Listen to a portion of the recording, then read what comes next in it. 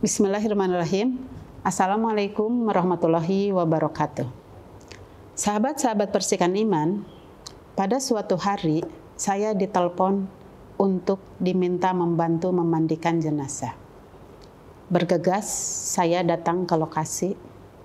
Lokasi tersebut merupakan sebuah gang sempit, padat penduduk, dan terkesan kumuh.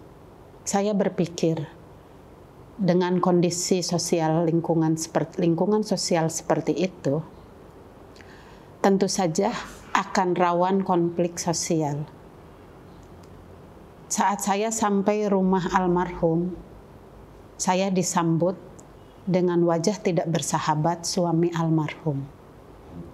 Tapi saya abaikan hal itu karena saya pikir bisa jadi orang yang sedang kehilangan istrinya, pikirannya akan tidak karuan. Di meja memandikan, saat saya membuka bagian kepala, turun ke bagian leher, di leher jenazah tersebut terlihat sekelilingnya warna biru legam kemerah-merahan. Saya tersentak. Kemudian saya geser sedikit kain penutup ke bagian dada bagian atas. Juga ada warna biru legam kemerah-merahan. Hati saya semakin berdebar. Mengingat lingkungan yang saya datangi adalah lingkungan kumuh, padat penduduk. Saya sempat berpikir, pikiran saya jelek. Jangan-jangan almarhum ini meninggal karena sebab sebuah kekerasan. Saya tetap berusaha tenang, saya mandikan sampai selesai, kemudian saya kapani dan saya sempat menyolatkannya.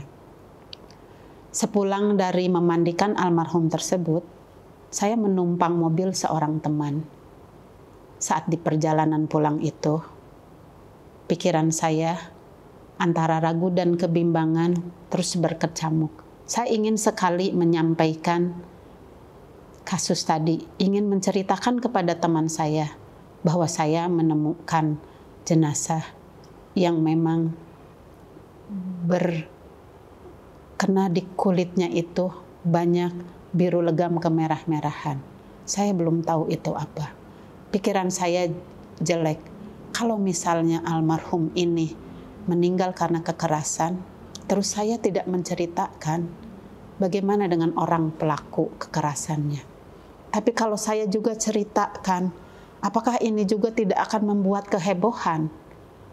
Sampai di tempat tujuan, sampai saya turun dari mobil teman, saya tidak sampai menceritakan hal itu kepada teman saya. Hari-hari selanjutnya, pikiran itu cukup mengganggu terhadap pikiran saya. Kisah itu membuat saya agak juga berpikir yang tidak-tidak. Kenapa jenazah yang saya mandikan mengalami seperti itu? 2 hari kemudian, saya ditelepon kembali dan saya diminta juga untuk memandikan jenazah. Kali ini, putri dari almarhumah datang menyambut saya dengan terbuka. Dia bertutur kepada saya putri kedua mama, saya mohon izin untuk ikut memandikan. Tentu saja saya bolehkan, karena memang memandikan jenazah seorang ibu, tentu saja yang paling berhak adalah putrinya. Kemudian saya bersama putrinya di tempat memandikan jenazah. Saat mulai putrinya membuka kain penutup jenazah, putrinya berujar kepada saya, "Ibu, saya putri kedua mama. Saya seorang dokter. Ibu nanti jangan kaget. Mama saya mengalami sakit jantung koroner akut. Sehingga efek dari sakit tersebut, mama saya mengalami kebiru-biruan di tubuhnya." Begitu kain itu dibuka di lehernya dan di dada bagian atasnya, persis sama dengan jenazah yang 2 hari sebelumnya saya urus. Ada warna biru legam kemerah-merahan. Putrinya yang dokter tersebut memberitahu kepada saya, ini namanya lebam mayat, Bu. Jadi bagi orang dengan penyakit-penyakit tertentu, maka pada saat wafat, permukaan kulitnya akan menampakkan lebam mayat. Jadi ibu tidak usah kaget.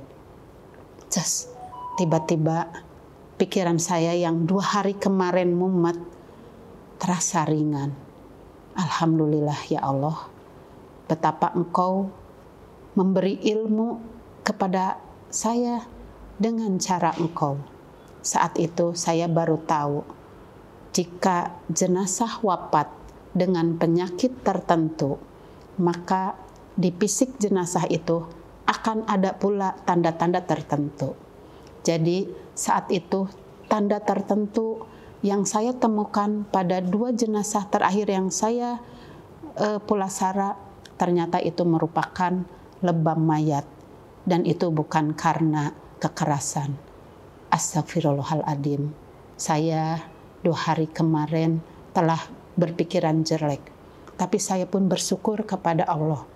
Allah langsung memberi ilmunya kepada saya dengan caranya sendiri, dengan kembali menghadirkan jenazah yang harus saya pulasara dengan kondisi fisik yang sama. Akhirnya saya bisa mengambil kesimpulan bahwa jenazah yang 2 hari sebelumnya saya urus, dia bukan korban kekerasan, tapi dia sama punya penyakit jantung yang akut.